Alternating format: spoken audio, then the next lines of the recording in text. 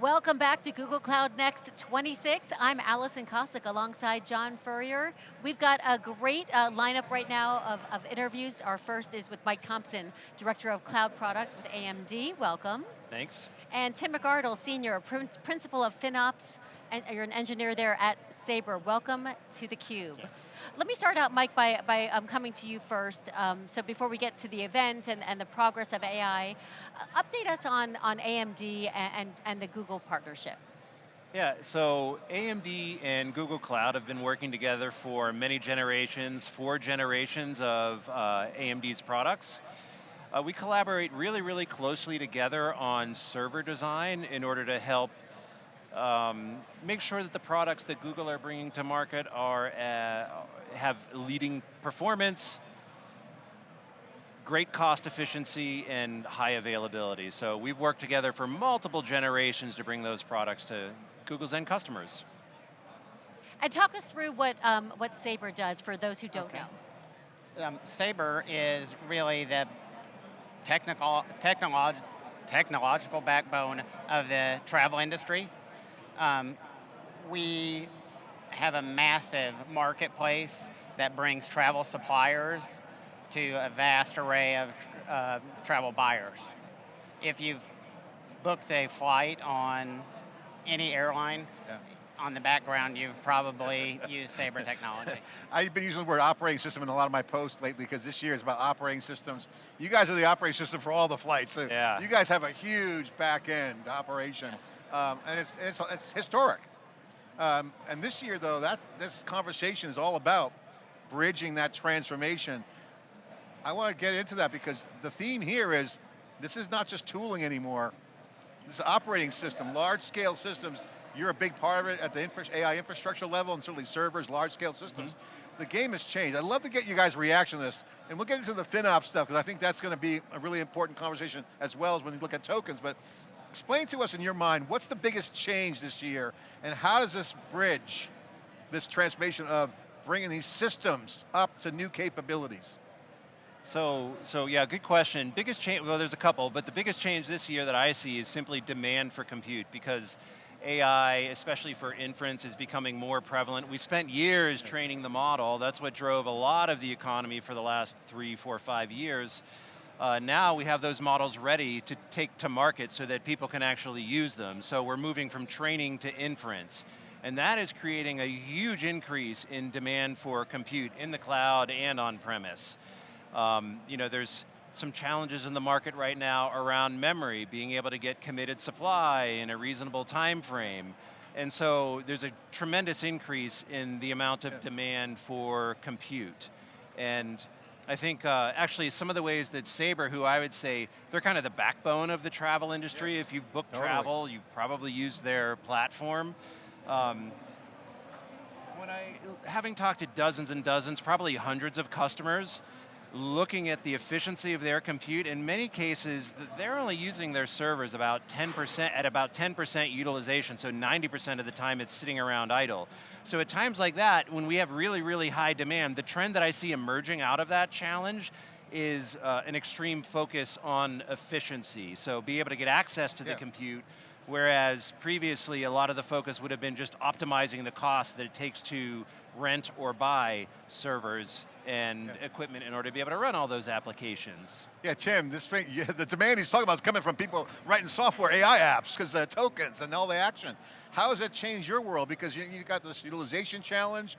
Virtualization was great. Now you got Kubernetes and you got containers playing a really key role in this next level step function. What's your take on all this? So, I mean, scaling is a real issue. Our traffic demand spikes so wildly, and scaling up to meet that demand without affecting a response time of our customers is really critical.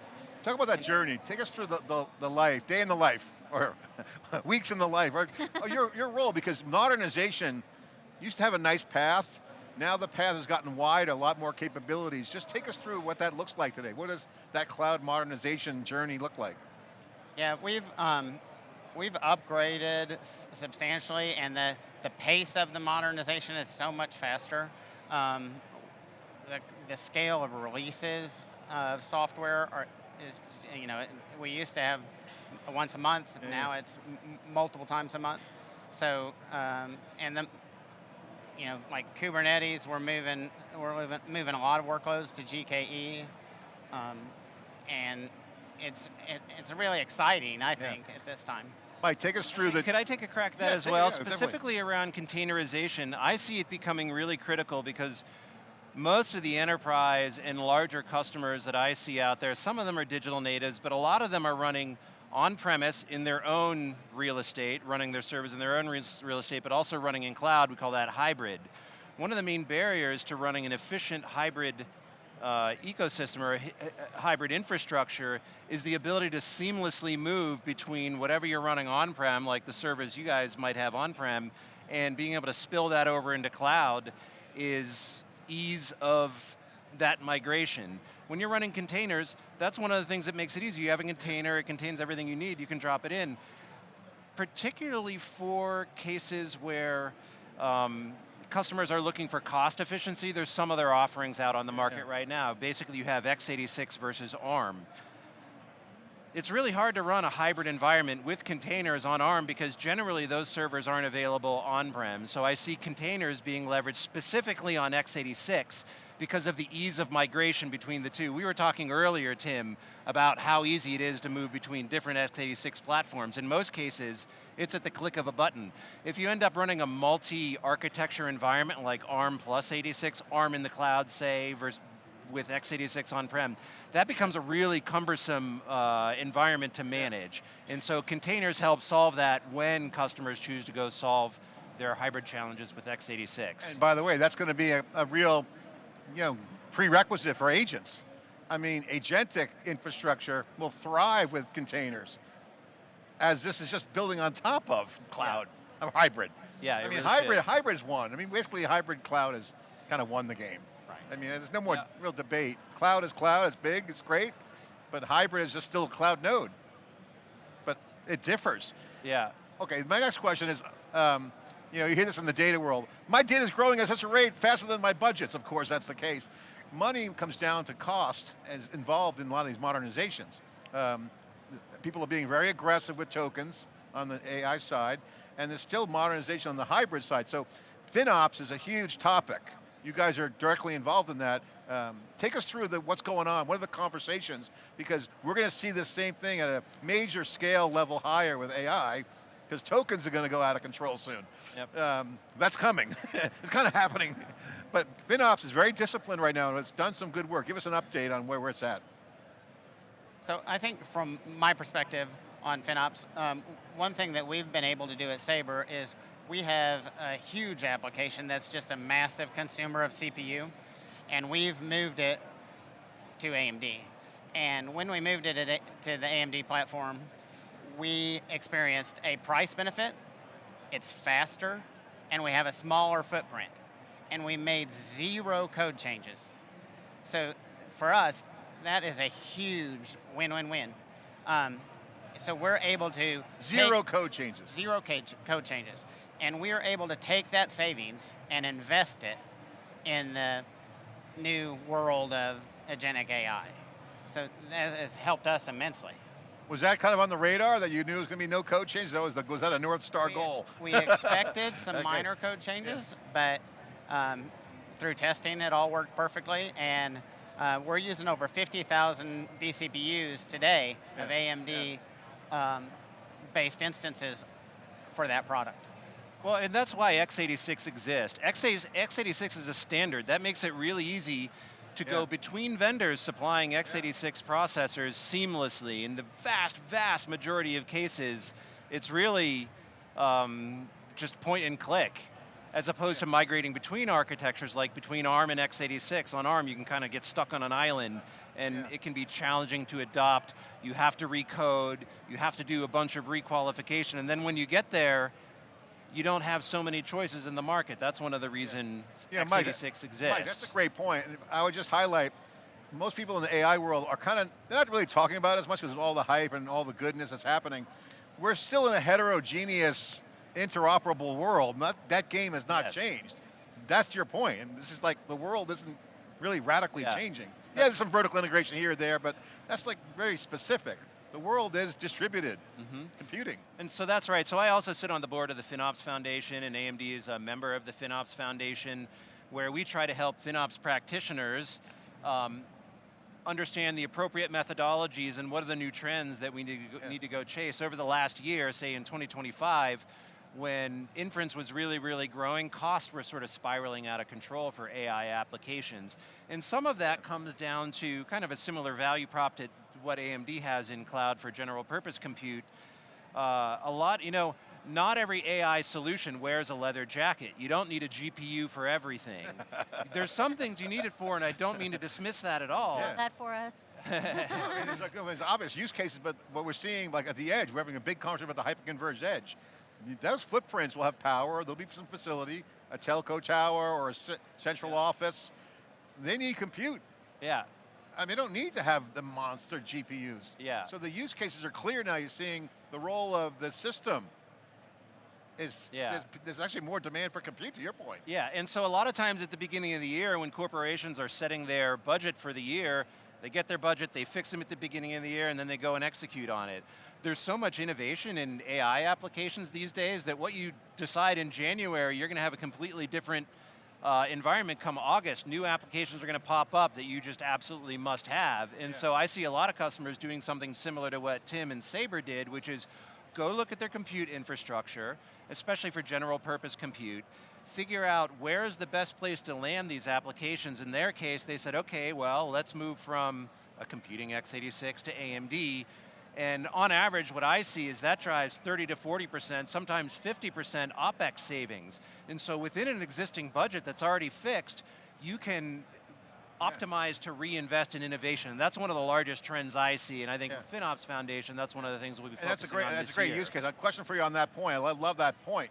The enterprises who have been struggling with how to figure out how to deploy their data centers on-prem, because that's where all the data is, this is a hot AI type of, but no one's talking about the footprint challenges and budget. So you're saying, hey, if you already got a budget, optimize that, get the extra cash. That's right. Don't have to change your footprint. Yeah. Because they're not. Well, in many cases your footprint gets smaller, so you don't have to change it, but with AMD processors, there's so much higher performance than anything else on the market that you can reduce your fleet size, so fewer nodes, your estate, your cloud estate becomes smaller. You can reduce your instance sizes, so use smaller instances. Folks that use software applications that are licensed per core, like SQL Server, for instance, if they can cut their instance size in half, their TCO comes down by 50%, and it's usually the software licensing that dominates the TCO. So those are two of the ways that we see customers doing that. Well, we're here at the Google event, so we have to ask Google Cloud, obviously the performance they've had in the past year, they've been smoking it with Gemini. Love that action. Love it. Big shout out to Google. What's the relationship? How does the FinOps, how does the efficiency, how does this infrastructure management equation fit in with Google Cloud? So AMD and Google Cloud have cooperated together for multiple generations to make sure that the servers that Google's bringing to market to rent in cloud are as high performance and as energy efficient as they can be. And so really it's around what we were just talking about. Historically, customers using the cloud often think of the compute as a commodity, but if they do that, they're probably spending 30 to 50% too much. And so the motion now is, hey, think a little bit about what platforms you're choosing to run your applications on so that you can do more with your budget. Well, I think the enterprise growth this year for Google Cloud, like all the other hyperscalers, is going to be massive. This is basically a template. You're a template for other customers. Yeah. It's not a consolidation, but it kind of was in a way, but you just created more room. Every enterprise that's going to want to connect in a hybrid cloud for their on-prem data state. We, at Sabre, we have moved 99% of our compute capacity to Google Cloud. And the scalability and the global footprint has just been amazing for us. Yeah, and you got to manage that load. Any fun stories to share about Sabre? We all book our flights. We don't know what's behind the curtain. I mean, people might not know how massive and how historic the legacy of the brand. I mean, from an IT company that's been around since 1960. Yeah. Oh, wow. Right? I mean, there's You a lot really of have history. seen growth, haven't you? Yes. So Tell us a story. I would just say the growth. The growth Yeah. is our story, and we have done a radical change in the last few years, shifting from on-premise to the cloud. Our customer growth, the airline consolidation, all of that just plays a role for us. And Yeah, but the whole technical change must be just massive from 1960 to 2026. I mean, has there been pushback along the way? Has it been smooth sailing the whole time? well, something funny that I say every once in a while, it's not that you don't learn stuff fast enough, it's that you don't forget things fast enough. Yeah. Anytime you're saying, hey, we did it the old way, this is how we do it, that way is changing. You've got to adapt. And flexibility is the key from now on. Yeah, you don't want to hold on to the old dogma of IT. Right. Guys, great conversation, and look forward to seeing you in San Diego for the FinOps Foundation Yeah, event. I'll see you at FinOps X. Yeah. I think I'm already on the schedule with theCUBE. Yeah, Awesome. great event. Again, Mike and Tim, great conversation. Thank you. Thanks, John. Thank you very much. All right, and you're watching theCUBE, the leader in live technology coverage. We'll be right back.